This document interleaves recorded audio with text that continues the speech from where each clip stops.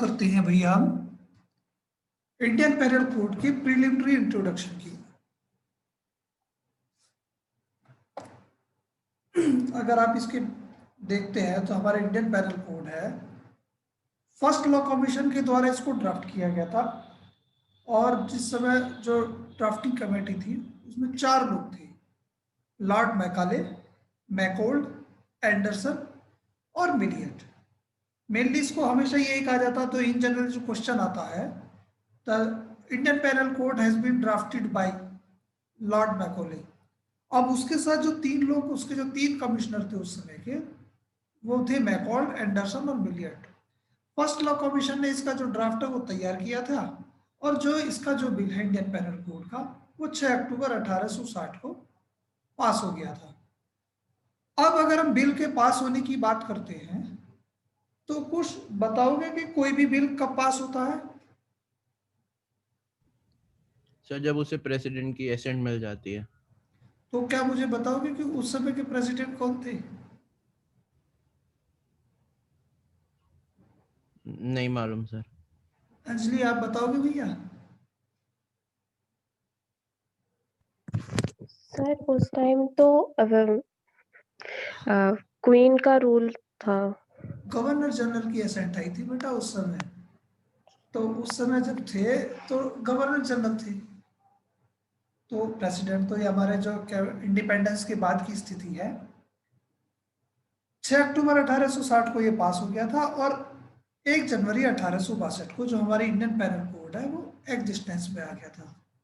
अब मेनली जो हम यहाँ देखते हैं इंडियन पेनल कोड में, कि इसको अब क्रिमिनल लॉ की भी बात करते हो, आईपीसी यानी कि जो क्राइम है। अब सबसे पहला क्वेश्चन ये उठता है कि what do you mean by crime.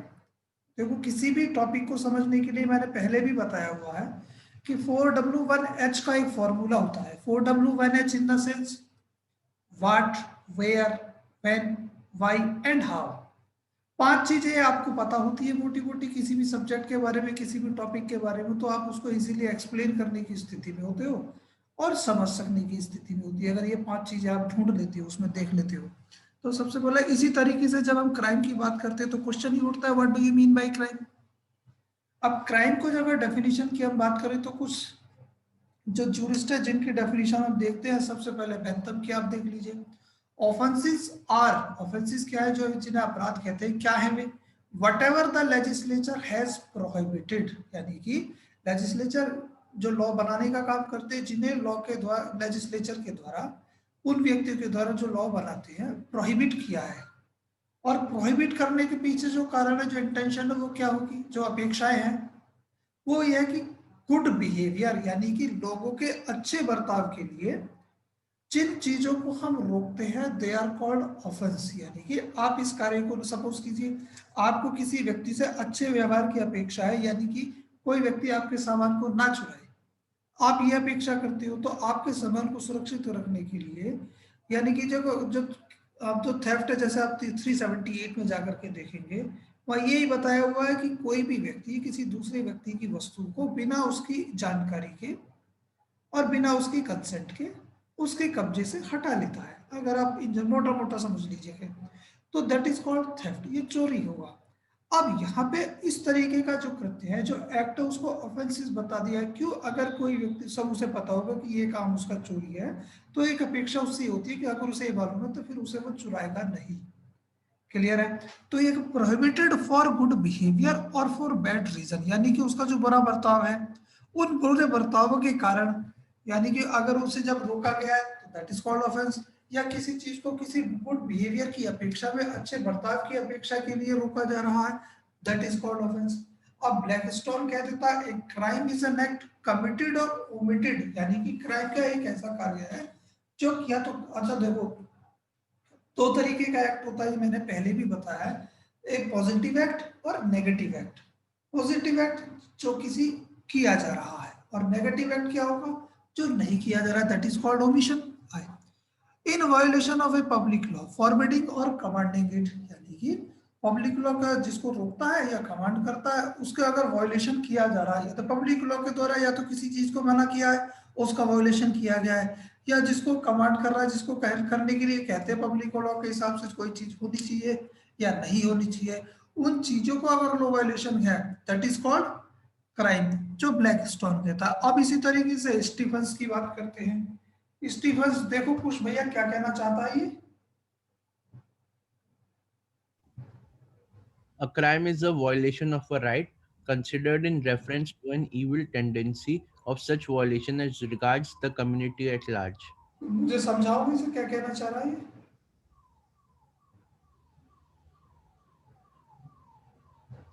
Sir violation है सर राइट का, जो कि क्या बोलते हैं सर, एक इविल टेंडेंसी की वजह से है। मतलब वॉयलेशन जो हुआ है वो सर जानबूझ के किया है against the community.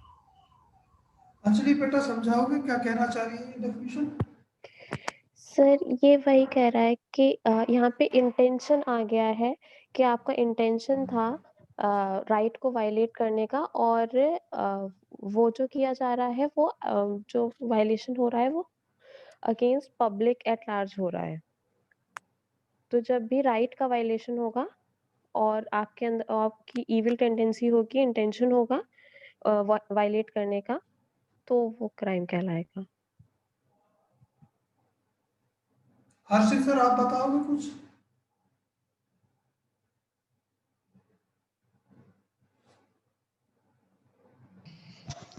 Ji sir, किसके बारे में बताना सर? सर मैं ये कह रहा हूँ कि जो स्टीफन की डेफिनेशन है एक बार आप समझाना चाहेंगे कि क्या कहना चाह रही है? Okay. Crime is a violation of right considered in reference to evil tendency of such violation as agreed the community law। Sir कह रहा है कि क्राइम वॉयलेशन ऑफ राइट है। सर ये बात है सर, जहाँ पे मेरा राइट, जहाँ पे मेरी राइट होगा और जहाँ और राइट होगा उसका वॉयलेशन की बात कर रहा है। सही है सर। अगर मेरा कोई राइट है तो सामने वाले की ड्यूटी है, इसका मतलब सामने वाला अपनी ड्यूटी कर नहीं कर रहा है या करने से इनकार कर रहा है, तभी मेरे की राइट का वॉयलेशन हो रहा है यहाँ पर। कंसिडर इन चलो रेफरेंस टू रुको इन। हर्षित सर, रुक जाओ एक मिनट। आबिदा आप बताओगे भैया क्या कहना चाहता है ये?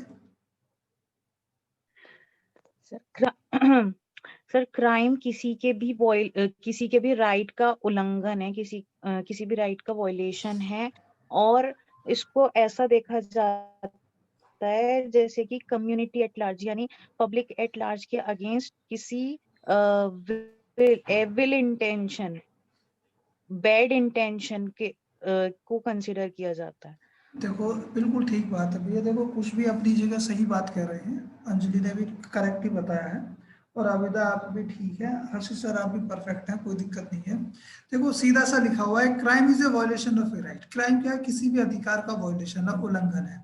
अब जब हम उस अधिकार की बात करते हैं तो उस अधिकार के लिए रेफरेंस उसको कंसीडर किया जाता है, यानी कि considered in reference to an evil tendency. यानी कि इविल टेंडेंसी क्या है कि एक आदमी की जो गलत सोच है, गलत सोच, उस गलत सोच की वजह से जो कम्युनिटी एट लार्ज के बारे में हम बात करते हैं, और जो कम्युनिटी एट लार्ज जिसको चीज कहते हैं, जो कम्युनिटी एट लार्ज ने बताया कि ये पर्टिकुलर राइट है, ये पर्टिकुलर टेंडेंसी, ये पर्टिकुलर कस्टम्स है, इन चीजों के अगर उल्लंघन की बात करते हैं that is called crime.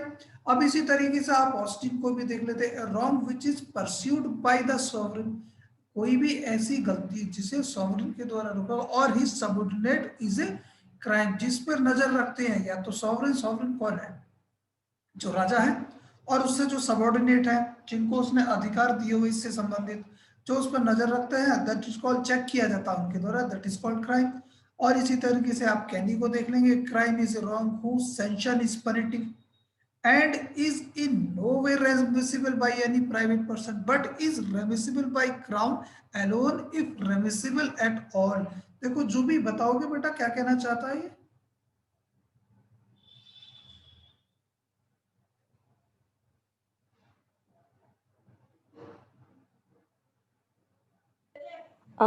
Sir इसमें ये है कि कोई भी ऐसा रॉन्ग जिसमें जो है वो पनिशमेंट जो है वो दी जाएगी आगे क्राउन के थ्रू।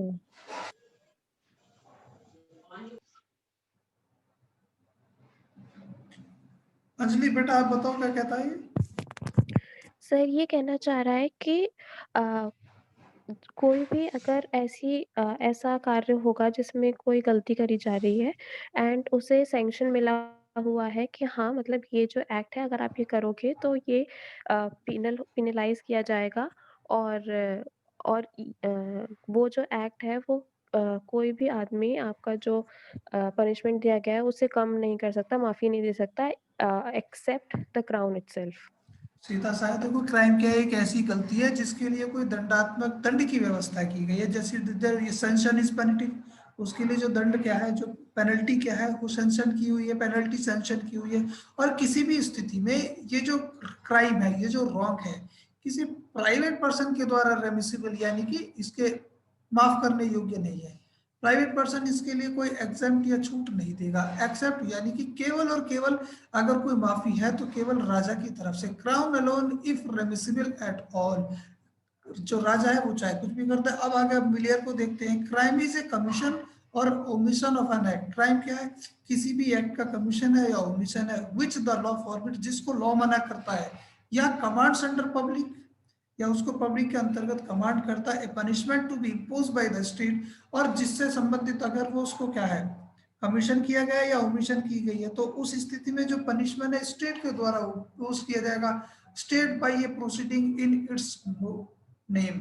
यानी कि जो राज्य, अब इन जनरल आप जो देखते हैं, जैसे कोई भी अगर केस चलता है वो स्टेट की तरफ से चलेगा, यानी कि कोई भी मुकदमा लड़ा जाना है वो राज्य सरकार की तरफ से लड़ा जाएगा, और राज्य सरकार की तरफ से जब मुकदमा लड़ा जाएगा तो उसी की तरफ से फिर वो दंड की व्यवस्था भी की जाती है।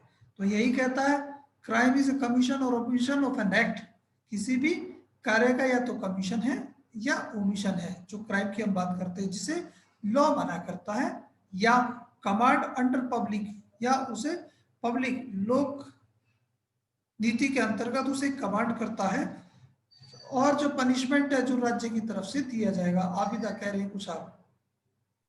सर मेरा ये क्वेश्चन है, जैसे कि हम सभी जानते हैं कि जो स्टेट है उसके वो एक तरीके से प्रोसिक्यूशन होता है कि किसी को किसी भी ऑफेंस के अगेंस्ट, किसी भी क्राइम के अगेंस्ट वो लड़ता है स्टेट की तरफ से। तो सर ऐसा कहीं मतलब रिटन है किसी सेक्शन में, किसी पर्टिकुलर सेक्शन में कहीं कोडिफाइड है, या फिर हम ऐसे ही उसको मानते आ रहे हैं?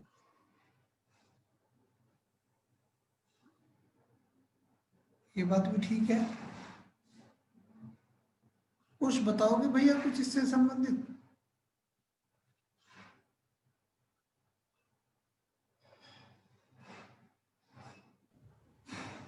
सर कुछ सेक्शन तो मुझे याद नहीं, मगर ऐसा जरूर सर कहीं लिखा है कि सर जो डिस्ट्रिक्ट कोर्ट होता है सर, वहां तक जो भी केस रहेंगे वो सर प्रोसिक्यूटिंग ऑफिसर लड़ेगा कि प्रोसिक्यूशन की तरफ से वो कंटेस्ट किए जाएंगे। जी, उसमें अंजलि, आप ले सकते हैं। ठीक है जी। अंजलि, आप बताओगे बेटा कुछ? सर ये माना जाता है कि अगर कोई ऑफेंस हुआ है वो स्टेट के अगेंस्ट हुआ। हाँ, अगर वो स्टेट के अगेंस्ट हुआ है तो फिर वो माना जाता है नहीं, अगर कोई ऑफेंस इतना ग्रेव या सीरियस हुआ है तो वो माना जाता है कि इट इज अगेंस्ट पब्लिक, तो it is against public, it is against state, तो वो स्टेट की ड्यूटी बन जाती है। वहाँ स्टेट स्टेप इन करता है कि अब हमारी ड्यूटी बनती है कि हम केस लड़ेंगे। तो देखो अगर, देखो सीधा सीधा सा जो हम बात करते हैं, what do you mean by crime? अगर आप क्राइम की बात करते हैं तो क्राइम क्या है? क्राइम वो है, वो एक्ट है जिसे राज्य ने मना किया और राज्य कहता है कि भाई आप इस काम को नहीं करेंगे। It means it is a sanction, it is a promulgation, it is an order given by the state to the society, to the public at large. If anyone prohibit that order, violate that order, then the sanctioning authority is state. अब अगर कोई crime किया जाता है, suppose कीजिए, तो आपने बेशक आपने किसी व्यक्ति की पिटाई की, उसके साथ मारपीट की आपने किसी प्राइवेट इंडिविजुअल के साथ की है, लेकिन जो आपने क्राइम किया है वो किया है स्टेट के against. That's why the state shall be the prosecution in such matter। और ये सारी चीजें जो आपकी मेंशन की हुई है, जब आप सीआरपीसी को आगे आगे देखना शुरू करेंगे तो वहां पे आपको ये दिखाई दे जाएगा कि अगर कोई भी एक्ट किया, कोई भी क्राइम किया जाएगा, उसके लिए जो प्रोसिक्यूशन लाया जाएगा वो स्टेट की तरफ से ही लाया जाएगा। चले भैया आगे। मतलब सर हम इस फिलॉसफी के बेसिस पे देख रहे हैं, जैसे ये जो भी जूरिस्ट थे, इन लोगों ने जो डेफिनेशंस दी क्राइम की, की, उन क्राइम की डेफिनेशन के अकॉर्डिंग हम ये देख रहे हैं कि जो स्टेट है वो लड़ेगा। वही लड़ेगा। इनके बेसिस पे हम देख रहे हैं, ये जो जूरिस्ट ने डेफिनेशन जो दी हुई है, इन्हीं डेफिनेशन को आपके लॉ में स्थापित भी किया हुआ है। क्योंकि जब क्राइम की आप बात करोगे वो स्टेट के अगेंस्ट होता है। बेशक आप किसी प्राइवेट इंडिविजुअल को इंजरी पहुंचा रहे हैं, लेकिन क्योंकि ये जो इंजरी है ये स्टेट के अगेंस्ट पहुंचाई गई है, तो दैट्स वाई द पार्टी जो प्रोसिक्यूशन होगा वो स्टेट ही होगा। वो तो मैं समझ गई सर, लेकिन हाँ, ऐसा कहीं कोडिफाइड है, मैं ये पूछ रही थी। आपको सीआरपीसी पढ़नी पड़ेगी ठीक से भी, जब पढ़ेंगे तो आपको वो भी चीज़ मिलेगी, आपको चिंता ना करो आप। जब सीआरपीसी में हम आगे बढ़ेंगे तो आपको ये सारी चीज़ें मिल जाएंगी।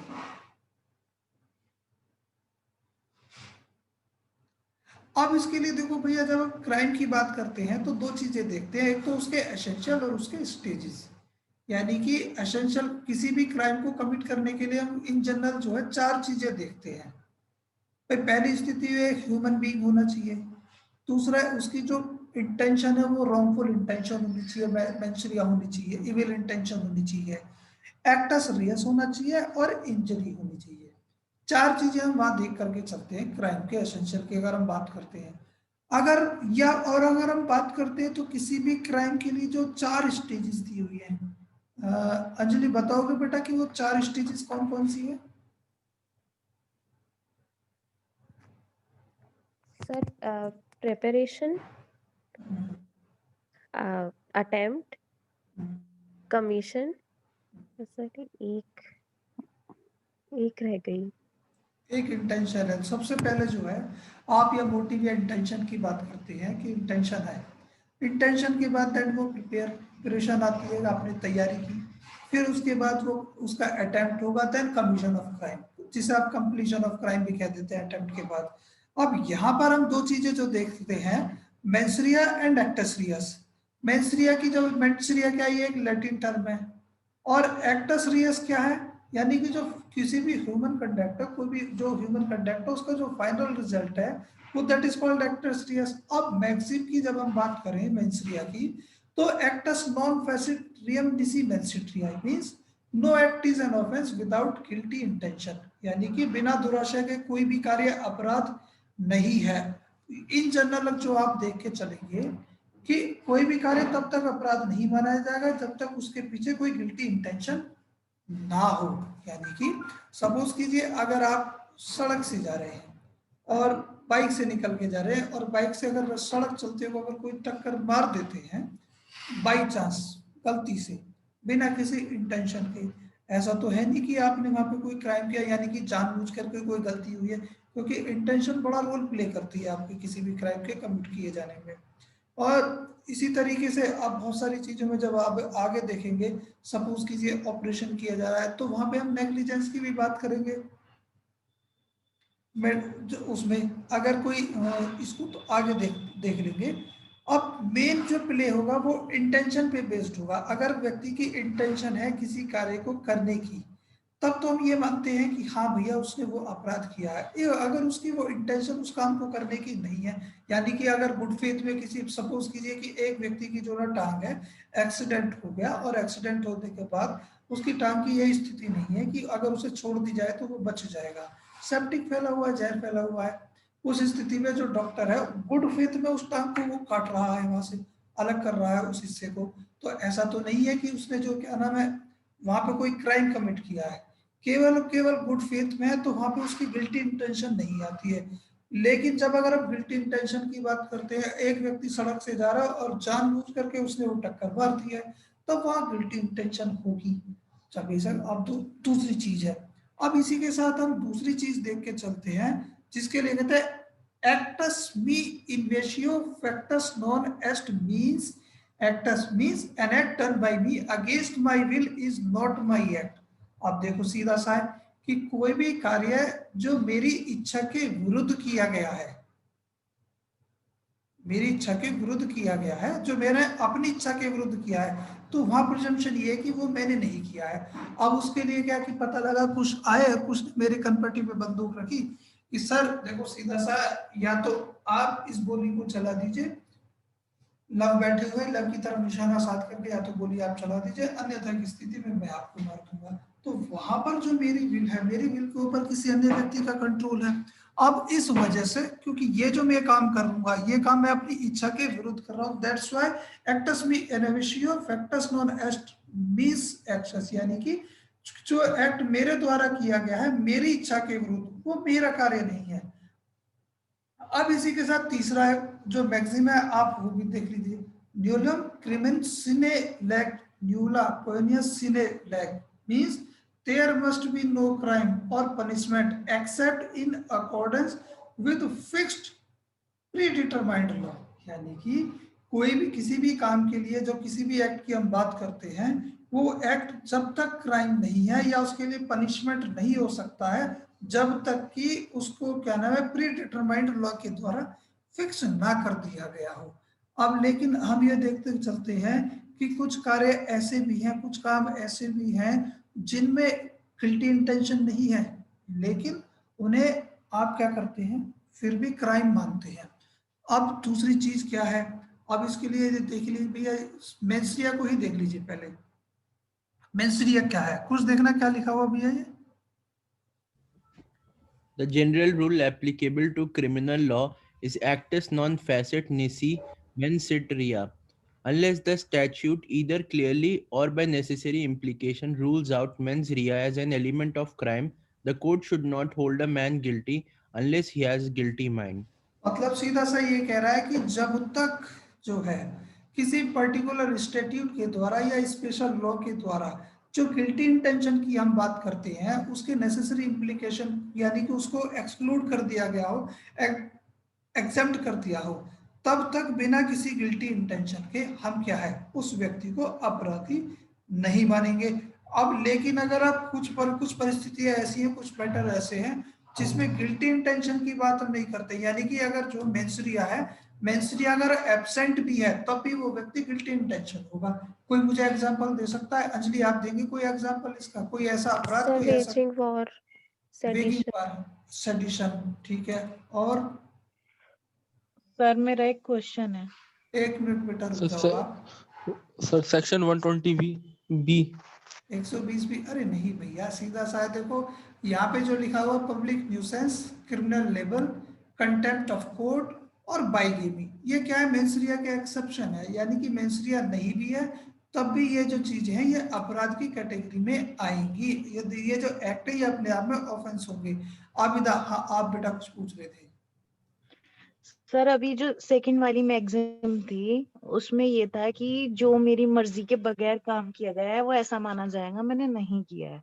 हाँ तो सर अगर कोई मतलब कोई पर्सन एक दूसरे पर्सन को कहता है कि मर्डर करो या चोरी करो, वो नहीं चाहता करना लेकिन फिर भी उसे किसी मजबूरी की वजह से करना पड़ रहा है, तो सर कमिट तो उसने कर दिया ना, देखो तो सर यहाँ वो पे पनिशेबल नहीं। एक मिनट भैया मैं बताता हूँ आपको। यहाँ पर देखो एक चीज ये देखी गई है कि जब आप आगे देखोगे कि यहाँ पर जो मैक्सिमम ये चीजें बेटा जनरल प्रिजम्पशन मानी जाती है कि जो पहली प्रिजम्पशन होगी, पहली प्रिजम्पशन यही होगी कि अगर कोई कार्य मैंने अपनी इच्छा के विरुद्ध किया है, किसी दबाव में किया है, तो प्रिजम्पशन ये है कि तो ये माना जाएगा कि वो कार्य मेरे द्वारा नहीं किया गया है। अब उसके बाद जो एग्रीव्ड सर्कमस्टांसेस है, वो इस विषय पर जो सर्कमस्टांसेस है वो ये तय करेंगे कि क्या वो कार्य मेरे द्वारा किया जाना चाहिए था या नहीं किया जाना चाहिए था। अब सपोज कीजिए, मान लीजिए मैंने अल्कोहल लिया हुआ है और अल्कोहल की वजह से मैं अनकॉन्शियस हूँ, तब मैं कोई काम करता हूँ, तब उस स्थिति में अनकॉन्शियसनेस में अगर कोई काम करता हूँ तो मैं ये कहूंगा उस समय में साउंड स्थिति में नहीं था। लेकिन जब हम इस चीज को ले जाकर के जनरल एक्सेप्शन के साथ पढ़ेंगे तो वहां क्लियर कर दिया हुआ कि अगर कोई अल्कोहल मेरी इच्छा के विरुद्ध में मुझे दिया हुआ है तब तो ये माना जाएगा कि वो कार्य मैंने नहीं किया है। लेकिन अगर मैंने, एक मिनट बेटा सुन लीजिए, लेकिन अगर मैंने खुद अपनी इच्छा से उस अल्कोहल को लिया है, उसके कॉन्सिक्वेंसेस को मैं जानता हूं, तब उस स्थिति में वो काम मेरे द्वारा ही किया हुआ माना जाएगा। यहाँ ये बेटा जनरल प्रिजम्पशन है। हाँ आप बोलिए। सर वो तो जनरल एक्सेप्शंस में आ गया, लेकिन सपोज मैं कॉन्शियस हूँ, मुझे सब कुछ पता है कि ऐसा करने पे मुझे पनिशमेंट मिलेगी, लेकिन फिर भी मुझसे फोर्सफुली कोई काम करवाया जा रहा है, तो सर उस केस में क्राइम कमिट तो हो गया ना। तो क्राइम कमिट हो गया, लेकिन उसके लिए ये कहाँ लिखा हुआ कि पनिशमेंट आपको ही दिया जाना है? सर मैं पूछ रही हूँ। हाँ, तो उसके लिए यही तो, ये जो मैक्सिम है इसका तो आप बेनिफिट लेंगे ना। ये जो जनरल एक्सेप्शन, ये जो अंडू इन्फ्लुएंस या ओवरबर्डन की पोजीशन में कोई काम किया जा रहा था, उस स्थिति में ये है भाई। जनरल प्रिजम्पशन हम ये कह के चल रहे हैं क्राइम में से कमिट हुआ, तो जनरल प्रिजम्पशन जो यही होगी कि अगर मैंने अपनी इच्छा के विरुद्ध किसी दबाव में कोई काम किया तो ये माना जाएगा कि मैंने वो नहीं किया है। मतलब इसका बेनिफिट मिल सकता है जो बेनिफिट हाँ, इसका बेनिफिट मिलेगा। अच्छा, और सर उसको भी मिलेगा जिसने करवाया है? उसे कैसे मिलेगा? सर उसे नहीं मिलेगा? उसे इस बात का बेनिफिट क्यों मिलेगा? नहीं, बेनिफिट की बात नहीं कर रही, पनिशमेंट की बात कर रही हूँ। उसे तो पनिशमेंट मिलेगी ही तो मिलेगी। यही माना जाएगा कि उसने काम किया है भैया, ये सीधे सीधे से। जी सर। कुछ देखो, दूसरा केस देखना बेटा, क्या लिखा हुआ है? R versus Prince. नहीं, दूसरा, सॉरी, ये पहला वाला केस पढ़ दीजिए। Sheraz versus D. Raudzen.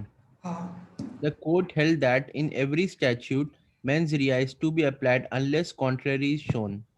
यानी कि जब तक, जैसे कि हम ऊपर कह के चल रहे हैं कि जब तक किसी स्पेसिफिक लॉ के द्वारा, स्पेशल स्टैट्यूट के द्वारा जो उसके मेंसरिया के इम्प्लीकेशन की हम बात करते हैं, उसको अगर आउट एक्सक्लूड ना कर दिया हो, तो उस स्थिति में जो मेंसरिया वाला जो रूल है उसमें अप्लाई किया जाएगा हर स्थिति में। वही चीज श्रेयाज वर्सेस डी रॉडजन के केस में कह दी, उसमें कोर्ट ने कह दिया एवरी स्टैट्यूट, यानी कि सीधे सीधे से कहते हैं कि प्रत्येक मामले में टू बी अप्लाइड, जो आपका दुराशा वाला सिद्धांत है वो एप्लीकेबल होगा जब तक कि उससे अन्यथा कोई चीज सिद्ध ना की गई हो। इसी तरीके से भैया आर वर्सेस प्रिंस का केस है, पढ़ दो कुछ क्या कहता है ये। Henry Prince was prosecuted for abducting a girl below the age of 16 years under belief that she was above 18 years of age. Court drew the distinction between acts that were themselves innocent but were made punishable, statute malum prohibitum, and acts were intentionally intrinsically wrong. मैलम इनसे, अब इसको देखो आगे पढ़ लीजिए, मैलम प्रोहिबिटम and मैलम इनसे। मैलम prohibitum क्या है? It could be held that there can be no conviction in absence of mens rea. अगर यानी कि मेंसरिया नहीं है तो उस स्थिति में क्या है भैया, कन्विक्शन नहीं होगा। लेकिन मैलम इनसे की जब आप बात करोगे, person can be convicted even absence of mens rea unless the statute has in otherwise. यानी कि अगर मैलम नहीं भी है, मेंसरिया नहीं भी है, तो भी व्यक्ति को क्या है, कन्विक्ट किया जा सकता है अगर वो अन्यथा कोई चीज सिद्ध ना की गई हो। लेकिन जो मैलम प्रोहिबिटम है वो कह दिया उसने कि जो मेंसरिया जो है बिना उसके कोई भी कार्य अपराध नहीं है, जो सीधे सीधे एक्टस नॉन फैसिट रियम डिसी मेंसिट्रिया की आप बात करते हैं। अब इसके दूसरा जो केस है नेक्स्ट है क्वीन वर्सेस टॉल्सन का केस है। देखना अंजलि क्या कहता है भैया ये। Queen versus Tolson, held by the court that as a general rule there must be a guilty mind before there can be a crime, but a statute may make an act criminal whether there has been any intention to break the law or not. कुछ समझाओगे क्या कह दिया इसने Toulson ने?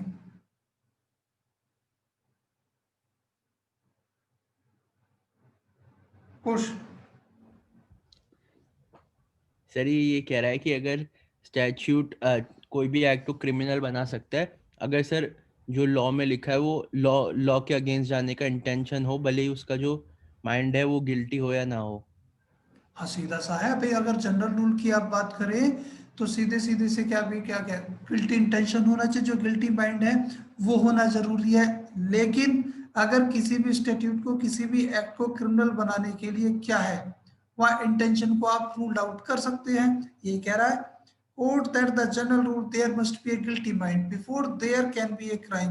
यानी कि किसी भी क्राइम को करने से पहले उस व्यक्ति की, किसी भी एक्ट को करने से पहले उस व्यक्ति की गिल्टी इंटेंशन होनी चाहिए। लेकिन जो स्टैट्यूट है वो अलग ही लेके चलता है। स्टैट्यूट में मेक एन एक्ट क्रिमिनल, वो कह सकता है कि भैया कोई भी कार्य आपराधिक है, whether there has been intention to break the law और नॉट, चाहे उस व्यक्ति की उस एक्ट के पीछे लॉ को तोड़ने की इंटेंशन रही हो या न रही हो। लेकिन अगर स्टैट्यूट ने उसको फिक्स किया हुआ है, जैसे बाइगेमी की हम बात करते हैं, बाइगेमी क्या अपने आप में एक ऑफेंस है, तो और वहां मेंसरिया की जरूरत नहीं है। इसके लिए देखो भैया नेक्स्ट केस जो है state of Maharashtra versus M H. George की हम बात करते हैं, इसको आप देख लीजिएगा एक बार खुद ही, या चलो पढ़ दो क्या कहता है Anjali. Supreme Court considered the application of the principle of mens rea in statutory offences. The court held that unless the statute either clearly or by necessary implication rules out mens rea as a constituent part of the crime, the accused should not be held guilty of an offence unless he has a guilty mind. Clear cut भैया, acts non फेसिट्रियम DC मेंसिट्रिया का case है कि जब तक उसको क्या specifically ruled out ना कर दिया गया हो, एक्सक्लूड ना किया हो गिल्टी इंटेंशन को, तब तक भैया कोई भी कार्य अपराध नहीं है बिना दुराशय के।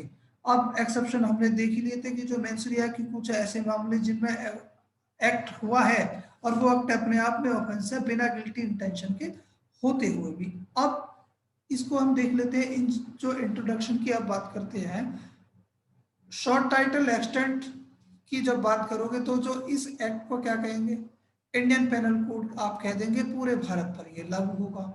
और जब पनिशमेंट की हम बात करते हैं, सबसे जो सेक्शन 2 कहता है उन पनिशमेंट की, उन एक्ट के पनिशमेंट की बात करता है जो एक्ट भारत की परिधि में किए गए हैं, यानी कि every person shall be liable to punishment, प्रत्येक व्यक्ति दंड के लिए दायी होगा इस कोड के अंतर्गत, एंड नॉट अदरवाइज, अन्य किसी उसके लिए नहीं, फॉर एवरी एक्ट यानी कि प्रत्येक कार्य के लिए, एंड एवरी ओमिशन, प्रत्येक भूल के लिए, कॉन्ट्ररी टू द प्रोविजंस देयरऑफ, यानी कि वो एक्ट और ओमिशन जो इस इंडियन पेनल कोड के प्रोविजन के विरोध में किया गया है अगर तो, of which he shall be guilty with in India, और वो क्या भारत में इसके लिए गिल्टी होल्ड किया जाएगा। जो सेक्शन जो 2 है आपका इंडियन पेनल कोड का, वो इंट्रा टेरिटोरियल ऑफेंसेस की हम बात करता है। इंट्रा टेरिटोरियल ऑफेंसेस यानी कि जो भारत की परिधि में, जो भारत के क्षेत्र के अंतर्गत कोई भी ऐसे काम किए गए हैं, वो सेक्शन 2 की हम बात करेंगे। अब इसके बाद जो सेक्शन 3 और 4 की हम बात करते हैं, सेक्शन 3 और 4 कहते हैं भैया extra territorial offences. Extra territorial offences यानी कि जो भारत की सीमा से अगर परे किए गए हैं उनकी हम बात करेंगे। जो सेक्शन 3 देखो भैया कुछ क्या कहता है ये, punishment of offences committed beyond but which by law may be tried within India. अब देखो यहाँ पे इसने कह दिया सीधे सीधे से उन कार्य के उन अपराधों के पनिशमेंट की हम बात करते हैं जो भारत की सीमा से परे किए गए हैं, लेकिन उनका जो ट्रायल है वो भारत में किया जा सकता है। सेक्शन 3 जो बात करता है, कर देना कुछ क्या कहता है पूरा, Any person liable by any Indian law to be tried for an offence committed beyond India shall be dealt with according to the provisions of this code for any act committed beyond India in the same manner as if such act had been committed within India. Anjali बेटा समझाओगे क्या कहना चाह रहा है ये? Sir अगर किसी व्यक्ति ने कोई भी एक्ट किया है जो अगर वो इंडिया में करते तो वो आईपीसी के द्वारा पनिशेबल होता, तो लेकिन अगर उन्होंने वही एक्ट बाहर किया है तो वो इसी तरीके से डील किया जाएगा जैसे कि वो एक्ट यहाँ किया गया था और ये सी प्रोविजंस के तहत उनको पनिशमेंट दिया जाएगा।